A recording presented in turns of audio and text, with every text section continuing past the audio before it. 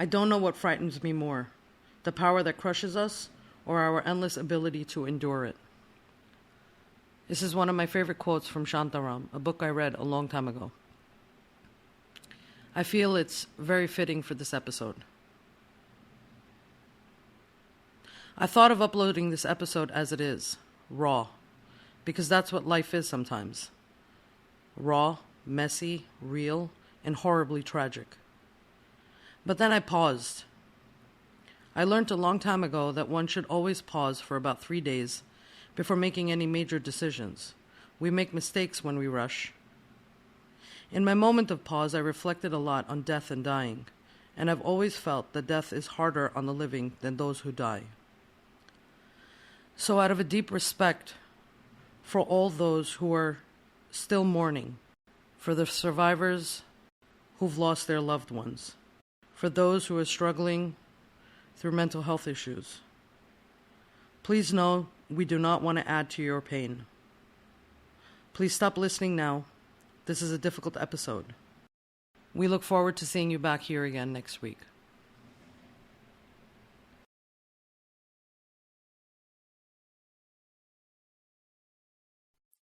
Hi, Arte. This is Sammy. We're continuing our conversation about mental health. Trigger warning for this episode. We're going to be talking about the tough topic of suicide that often doesn't get talked about in our South Asian communities. It's an important topic to talk about as mental health may be affecting us in various ways and depths, and some of us have to experience it personally within our families or friends, and some of us have to witness suicide attempts or actual suicides. We're going to talk to Geet today about her personal experience witnessing a suicide. I know this is going to be hard for all of us to hear, but it's important to acknowledge and talk about the impact, the trauma, and how it all affects us personally. Geet? Thanks, Sammy. Before I even start telling the story, I'm going to double up the ante on Sammy and issue a trigger warning. On Sunday, May 15th, at gorgeous sunny day, at 1:30 in the afternoon, I took my dogs downstairs for a walk. We have an amenity deck on the 12th floor, which is where, whenever it's gorgeous weather, families come and hang out. Moms bring their children, people bring their dogs, people go to the gym, people barbecue. It was just your everyday spring Sunday. Gorgeous day outside, bright and sunny. I walked outside and I remember thinking to myself, hey, what a gorgeous day after a long time. I didn't even need a jacket. Took the dogs over. We went and we sat for about 15, 20 minutes. I was just enjoying the weather. I got up. The dogs were done. I got up to come home, to come back into my building. I live in a twin tower. So we basically have a north and a south tower. And I live in the north tower. And the dog park is located on the south tower side. So you have to walk across the entire amenity deck to get to the dog park. So here I finished whatever, dogs were done, put their belts back on, put their leashes back on, started to take them back. And somewhere past the midline of the amenity deck, someone exited the south tower. And every time somebody enters or exits the south tower, the door screeches a little bit. So the dogs are very used to that sound.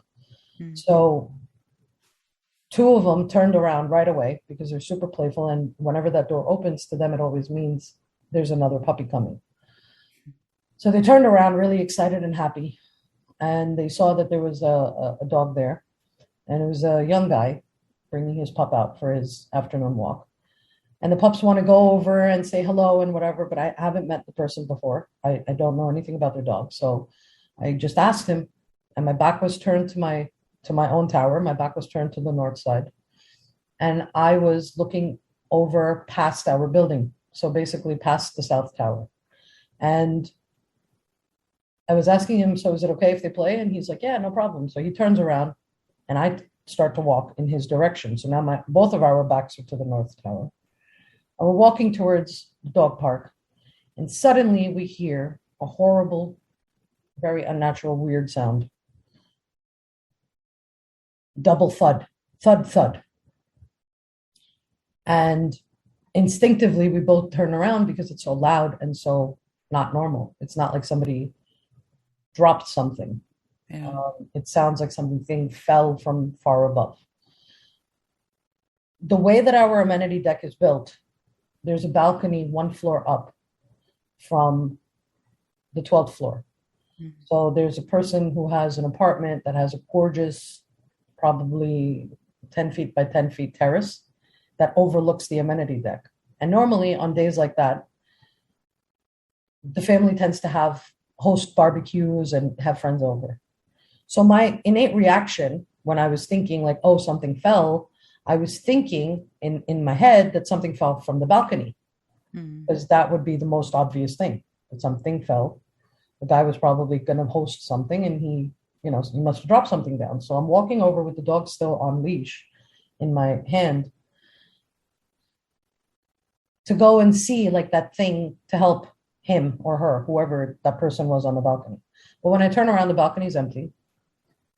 And so naturally, I start to look upwards, which is basically a line of windows all the way up the building. It's a 50-story building. So I start looking up to see like what fell, because is anything out of place or any windows out? It's not really possible because our windows don't open past 3 inches. Yeah. So like for something to fall from there is like nobody can drop some big thing from outside the window. Like It's hard to get your hand out there. So of course I'm walking towards it, and then I start to realize as I'm getting closer that it's a person, not a thing. And so my instinctive thing is, oh my God, somebody fell off the balcony. So whoever that person was that was on that balcony has now fallen down. Yeah. But when you're falling down from 1 story, you're thinking that person is going to have a broken limb, a cut, a bruise here or something. Now, and this is not much time that's happening. It just sounds a lot slower when I'm speaking. This is literally seconds that's happened. Yeah. And I'm probably now 4 steps into that direction, and I start to realize that it's not a broken limb. It's a lot more than a broken limb. And I start to see a lot more blood, and more of the scene becomes obvious, and then there's a hand, and then there's a leg, and then there's a foot. And as I get closer, the woman is dismembered. And now I'm in shock because I don't understand how somebody can fall from 1 story up and be dismembered and mangled. So then it starts to sink, like, okay, this person has fallen from higher up. So naturally I start to look upwards to try to figure out where from higher up, because there are windows. And like I said, those windows don't open more than 3 inches. So like, did you fall? And again, my instinctive thing is not to think it was purpose. I think it's an accident. So still I'm naturally thinking it's an accident. Yeah. And your brain is just trying to make sense of like My what's brain's happening trying in to the make sense of moment. it. And while this is all happening, I'm examining her from foot to head to try to figure out if there's something I can do for this poor woman. If I could stop her from bleeding in some way, or if I could do something. There was absolutely nothing I could do. The condition that she was in on the floor at that point, there was absolutely nothing I could do. And I think that was breaking my heart in the moment as it was happening. It's the feeling of helplessness in that moment. The feeling, because the instinctive thing is to go over, and when you're thinking, and I don't know if this is instinctive for everybody, and I think this comes, it's a part of you or it isn't. There are very many ways to deal with shock. And of course, nobody's judging anybody for the way that they deal with shock, but some people freeze, some people run away, and some people run too. These are just extreme scenarios that I've seen with people in extreme situations. I know people who run in the direction of crisis, and I know people that run away from the direction of crisis. So this is not to judge anybody. It's just, I don't think we have control over this. I think it's a very instinctive thing. And instinctively, my thing was to run in her direction.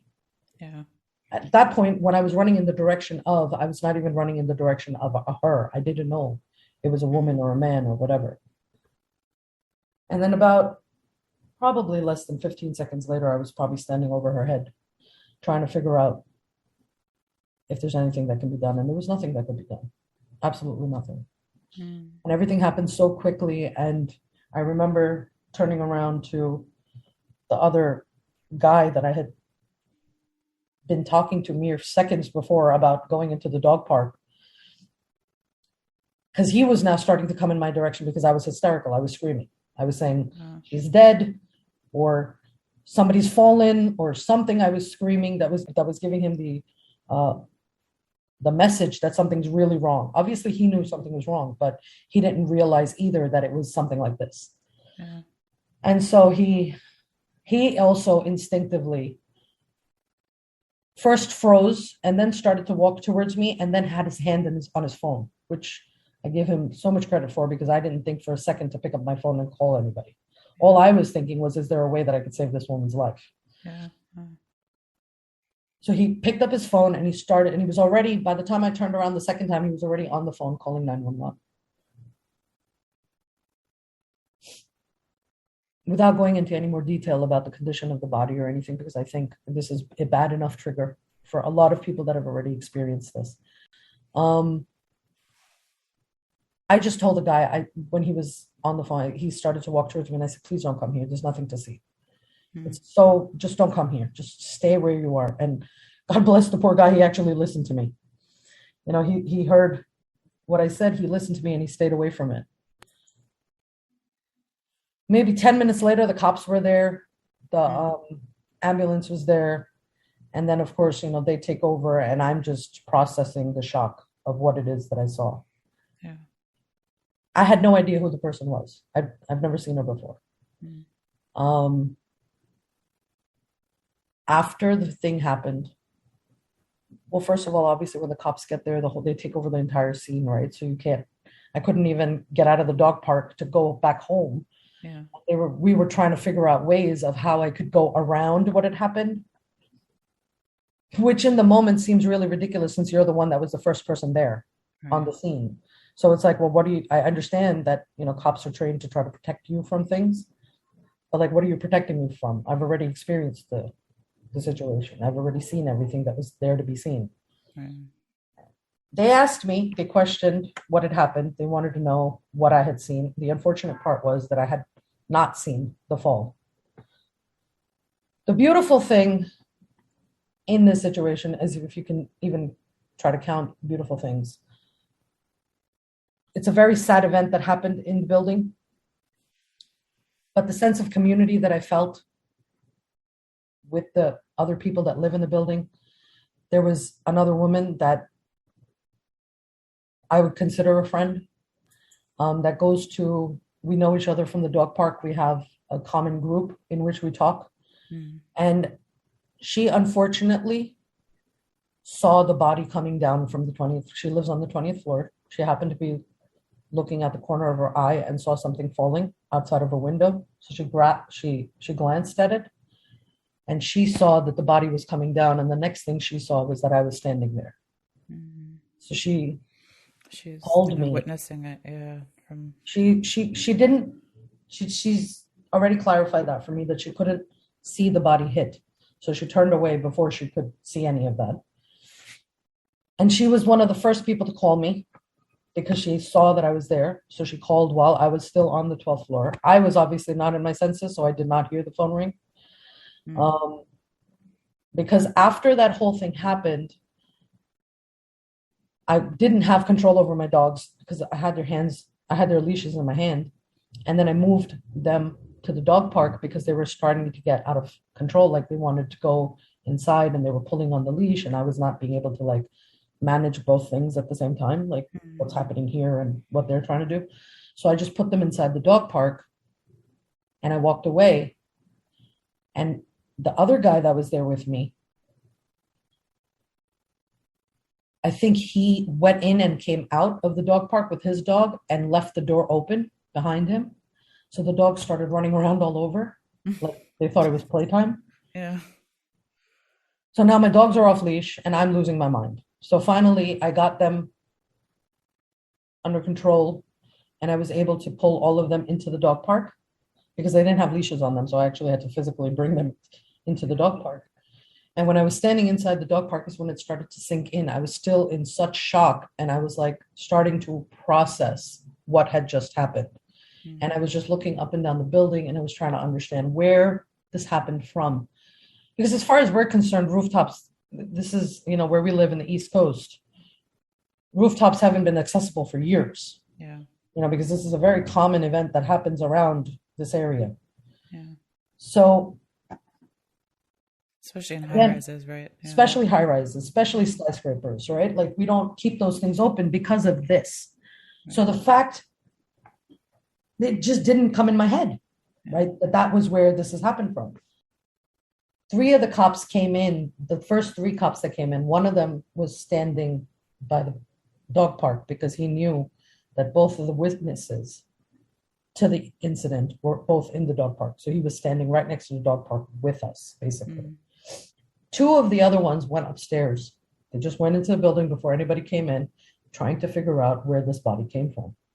So they rode all the way up. And now we're looking at them up on the roof, and the 2 cops are popping their heads over the top of the building. So we're seeing that there was access. Yeah. And that's where that happened from. Because nothing else was there. No, all the windows were intact. Everything was fine. So this is now you're talking about the top of the 50th floor is basically where this happened for. Of course, with time, things have gone by and more information has, become, I guess, released. They've released more information. So as far as I know, and I'm not a police officer, but as far as I know, it's confirmed suicide. There was no other evidence of foul play. There was no one else with this person. After it happened, it took me about an hour after the incident to get back in my apartment. For the next 5 hours, that situation was on a loop in my head, just playing and replaying and replaying, trying to figure out if there was anything I could have done, where this happened from, why it happened, why weren't there resources there? Why? And there are, right? We know there are so many resources, but why don't we use them? Why don't we reach out to our neighbors? Why don't we sit down and, I don't know, just walk up, even if it's you're walking up to a random person to say, hey, can we sit down for a cup of coffee? I'm not sure how many people would actually look at people and say, no, I'm not willing to do that. Yeah. I think there's a lot of us that are out there that would just be like, hey, guy, let's sit down. It's fine. Yeah. I'll take 10 minutes out of my day. And if we're not that way, then maybe we should become that way. Because literally you don't know who it is.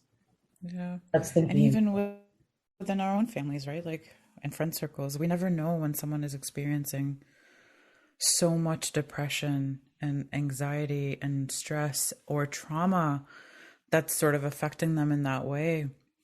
And just trying to be able to keep an eye on that, whether it's a child or an adult, it's important to know, like, to keep an eye on these things, right? Like we don't do that.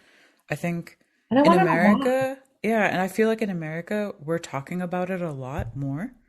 And so it's also coming into our South Asian communities, and I'm glad that we're doing a little more. We're seeing more and more South Asian therapists even supporting our communities. Yeah. But we generally, our families don't talk about it. And I think it's just one of those things that's like, either it's so traumatic that they don't want to talk about it, or that they don't want to go into the feelings and the emotions of it. And it may be a little bit of both. Or maybe they think that it's such a private thing that they would be making your pain worse if they did ask you anything. Maybe it's also that. But my thing is, we're talking about people of the older generation. Let's not talk about that. Let's just talk about us. Can we just be there for each other? For sure. Like, why are we keeping so many pardas up with people that are of our own peers, our friends? How often do we pick up the phone and say, hey, I feel like shit? Right. Why are we so ashamed to say, I've been thinking about hurting myself? Right. I mean, I know how that sounds, but I would hope that we have some friends that we can say that to without being judged. Right. And there's so much shame attached to that, sort of admitting that there's a vulnerability or a weakness, or you're going through something really tough in your life, and right, there's this like sort of, no, let's, log kya kahenge, don't talk about it. हाँ It's क्यों ये लेकिन क्यों right. मतलब यही बात मुझे नहीं समझ आ रही but for example Sammy, you and I are friends Yeah. outside of this podcast. Hmm. We are friends. And if you were to call me and say, hey, I'm feeling really crappy right now and I'm thinking about hurting myself, I hope you know that I would not judge you. Right. I Right. hope you know that at that moment it would not be, hi, Geet kya kahegi. Like, Right. baad mein jaye, dude, tum zinda are a lot better than Geet kya kahegi. Right. Absolutely. And why do we lose the focus of that? Like, it's better for the person to be alive than for us to sit there and judge them on their vulnerabilities and their weaknesses and their Right. sadnesses. Or even judging them after the fact, right? Like if a person has committed suicide, don't sit there and judge their life and that what they could have done and should have done, right? Like it's happened. But I think the most we can do is also support that family. And that family has to be willing to like, also talk about it, see a therapist, Yeah. talk to somebody. I think that's one of the biggest things in our culture is that we don't talk about the things that are bothering us. In sort of this experience that you've had, what's running through your mind now? And if you don't mind me asking, like, are you considering going into therapy to support just even talking to somebody about this on the outside? Kind of like a third person. I'm speaking to somebody right now. I'm trying to set up an appointment with a therapist. It should probably be happening next week. I did speak to a psychiatrist who told me that seeking therapy too early could also be detrimental in these kind of traumas. So not to be too quick and hasty about it and to give my brain some time to wrap itself around what's happened. Yeah. I have a lot of triggers right now. I'm having a lot of triggers right now. Like I didn't think, and for all reasons, it should not affect me the way that it is because I did not know this person. So it's not like I knew the person and like you can start feeling so many feelings. I didn't know the person at all, but I'm feeling so much despite all of that. I'm feeling, I had 4 hours of a loop or 5 hours of a loop that was happening. And then finally I got out of the house.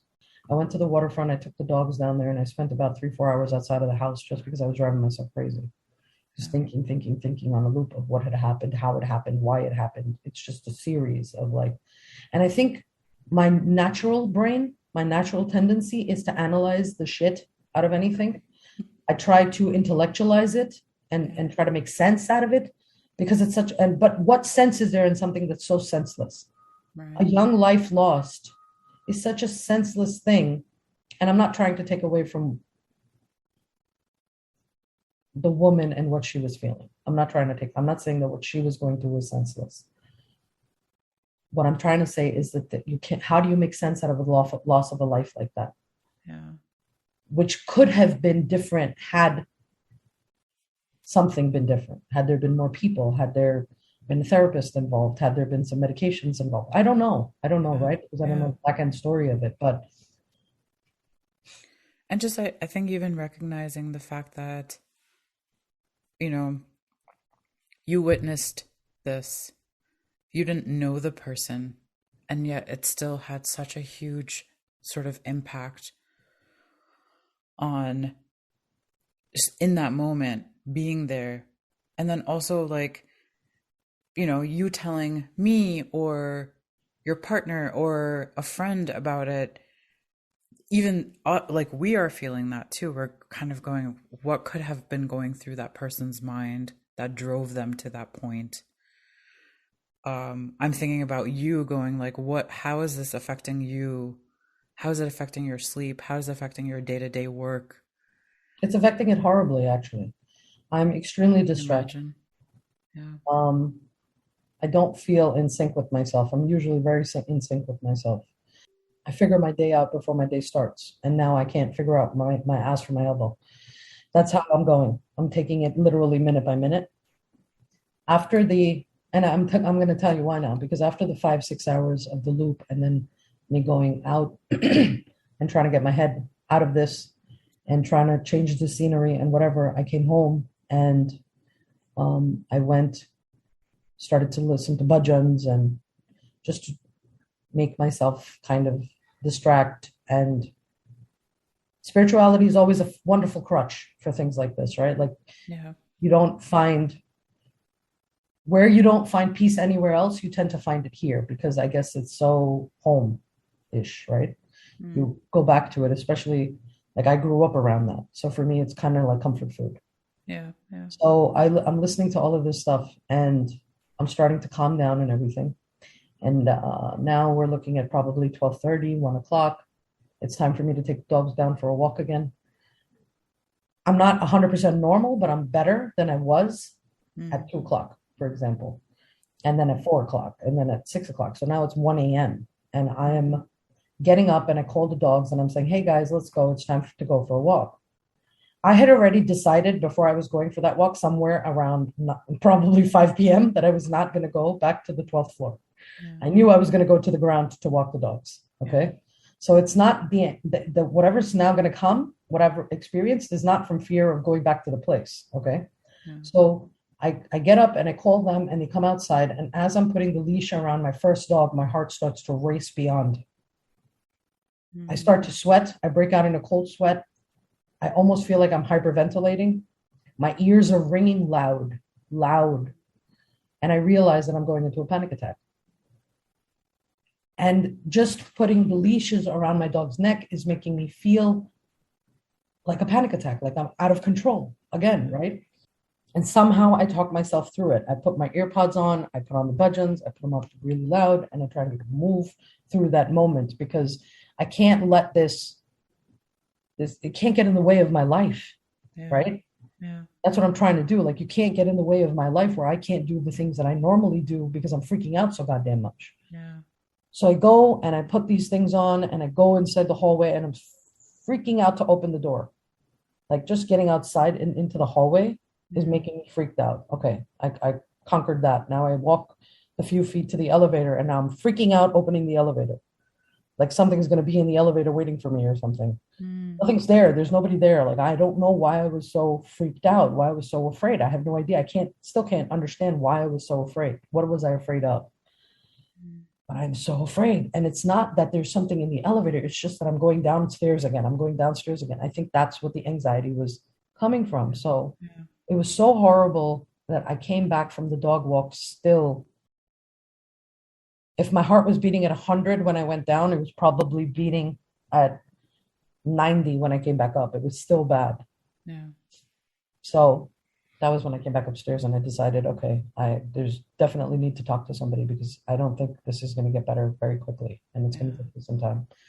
So I came back and I eventually, because now I'm back and I'm in the safety of my house, I'm calming down again, but I'm still freaking out in my house going into the second bedroom for no reason. No reason whatsoever. So the anxiety is chasing me even into my own home. And I think that's what was so unsettling. That's also what's so unsettling about it, that it happened in my home. You know, my safe space, whether that's even the amenity floor is technically my safe space, right? It's one of the places where I go to unwind and calm down and relax and have a glass of wine and chill by the fireplace. It's not something that you think, oh yeah, here, let's go and have some drama. Like, you know what I mean? I mean, and people, some of the things that people have brought up with me are like, well, you're a doctor, like you've seen worse. Yeah, I've seen worse, but I haven't seen it in my own home. And I wasn't surprised by it. Like when we work in a hospital setting, we pretty much know when somebody's walking in with four guns. You expect it. Yeah.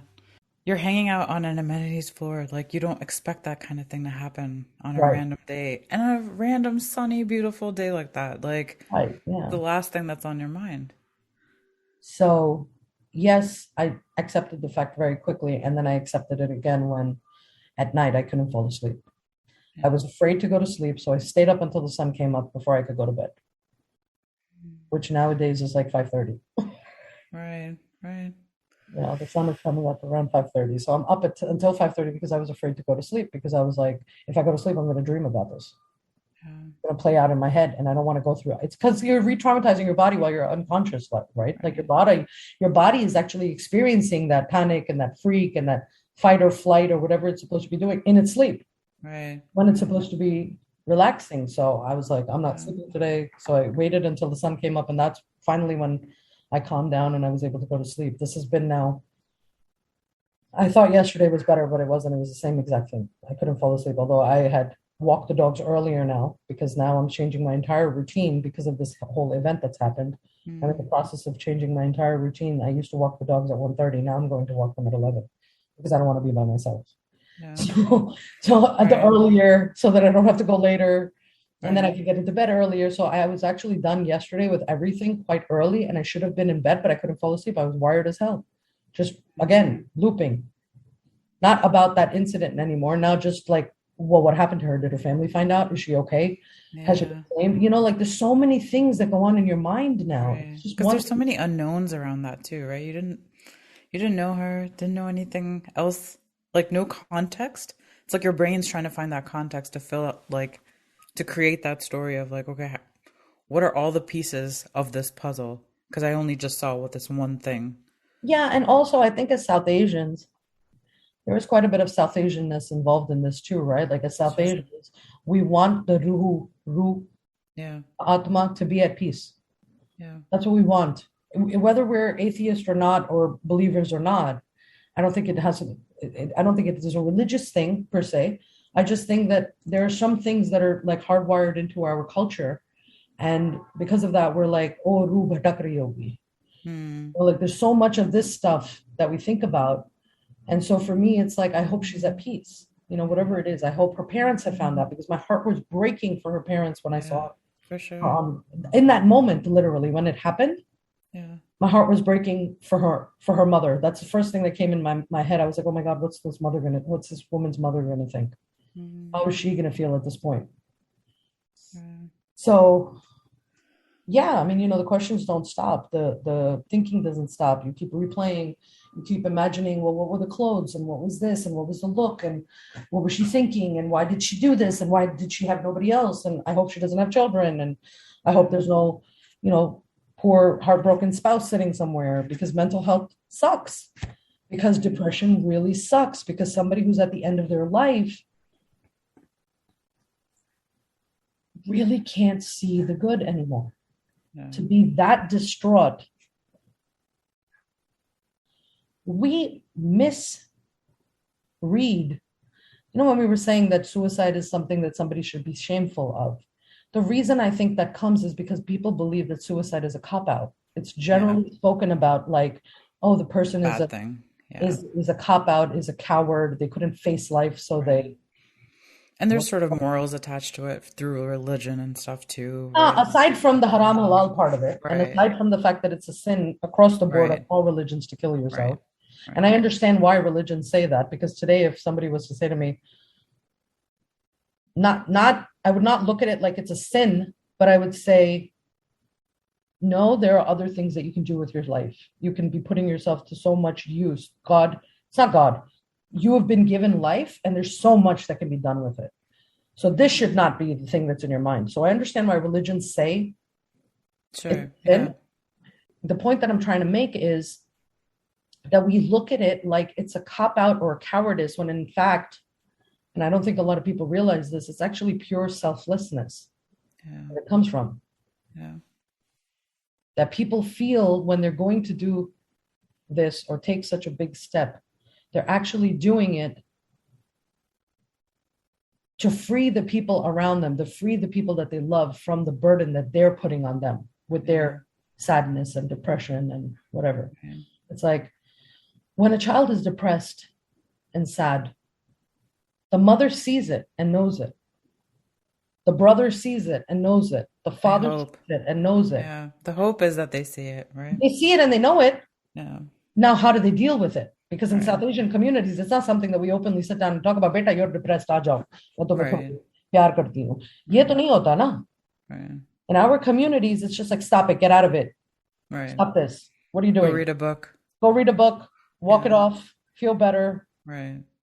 Go take a walk in the sunshine, you'll feel better. Yeah, if those things work, guys, we would be doing them, I promise. Right. Exactly.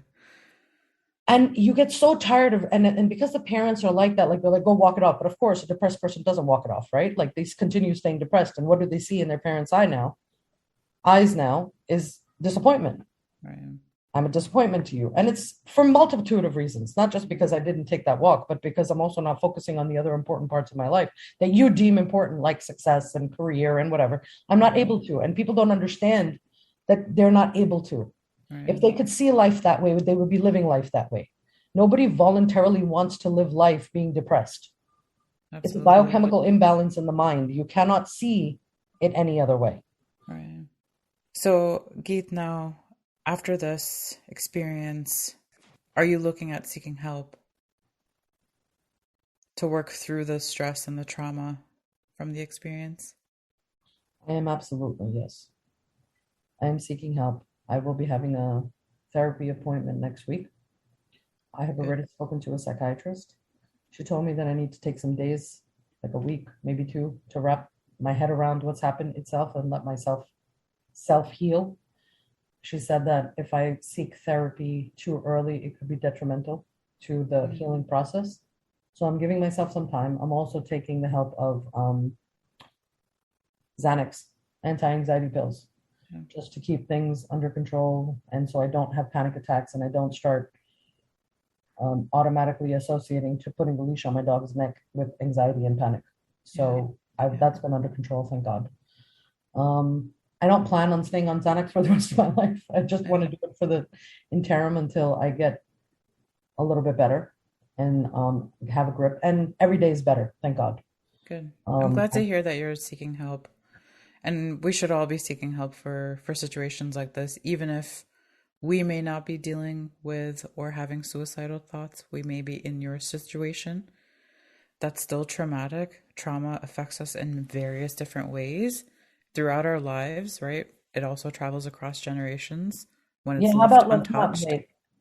How about let's not wait until we're having suicidal ideations? How about we Right. actually start using the resources around us like therapy before it has Absolutely. to become something so extreme, right? Right. And for And all of now us, we, be in therapy forever.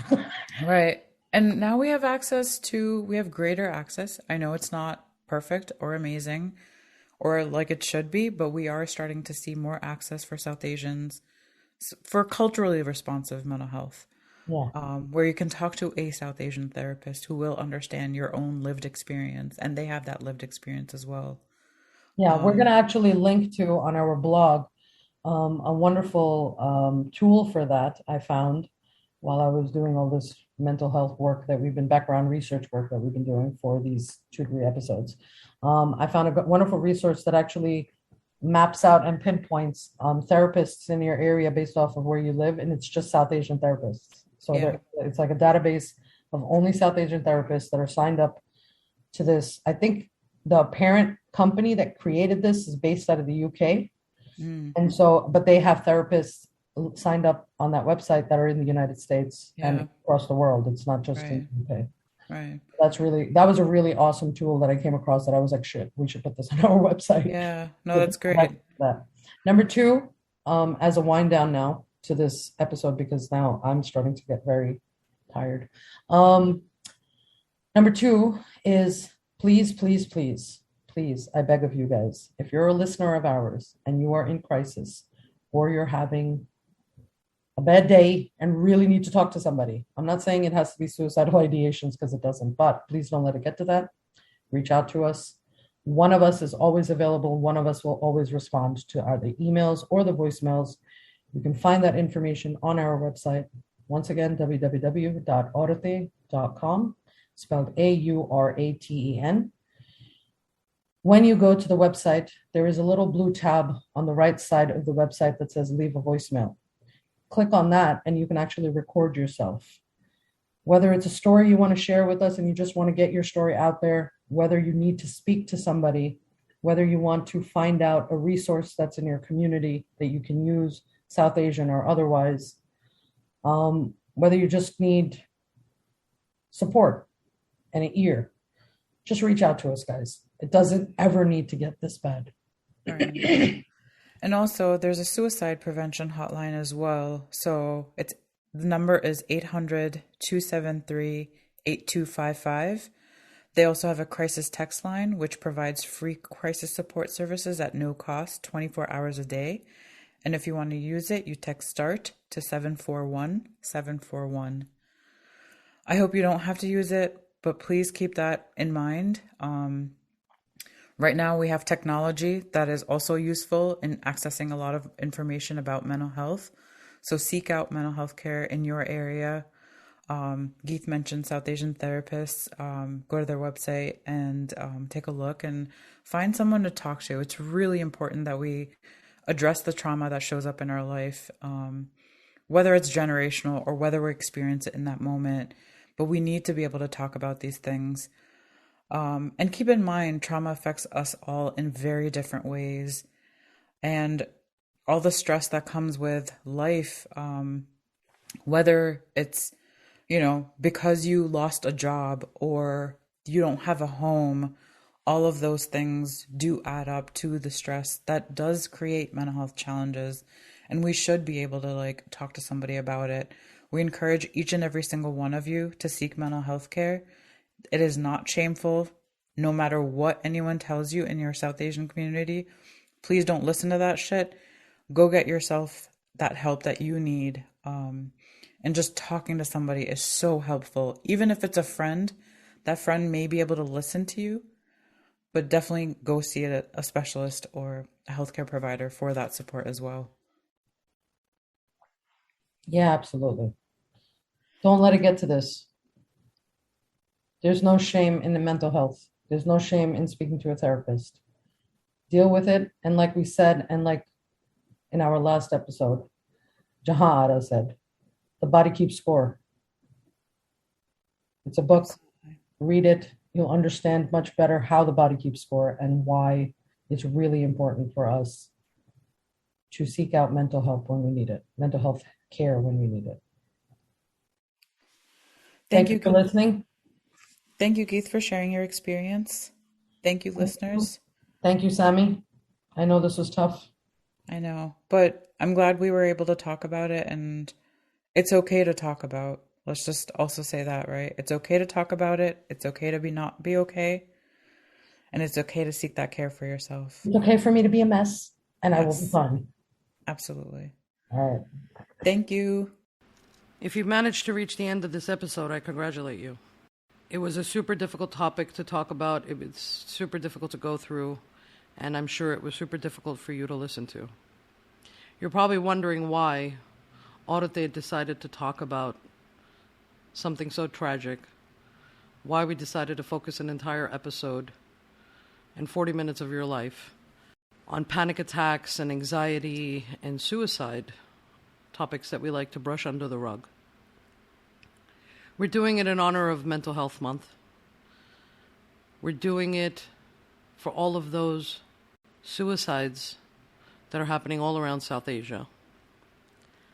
We're doing it for women, especially brown women, who are suffering from anxiety and depression silently for years, who are the victims of neglect, abuse, rape, and all sorts of horrendous tragedies. I'm going to share with you some numbers that I took off of a few articles. 197.3 million people in India have mental health issues.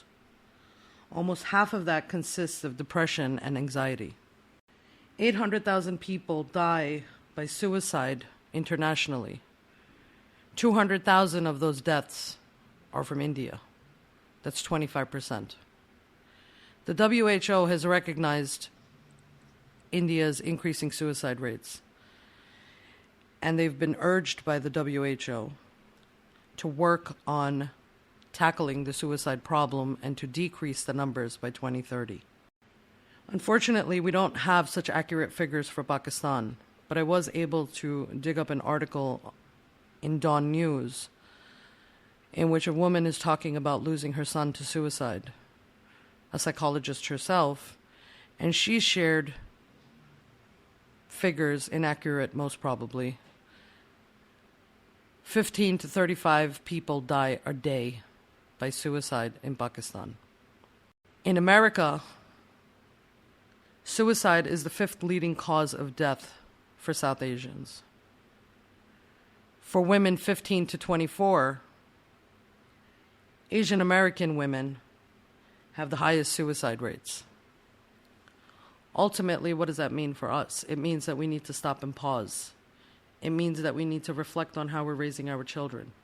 It means to think about the conversations we're having as a community, how much pressure we're putting on people. Maybe it's not worth it. If you ask me, I'd rather have my friends alive. And that brings episode 5 to an end. Thank you for tuning in. This is your host, Geet, signing off.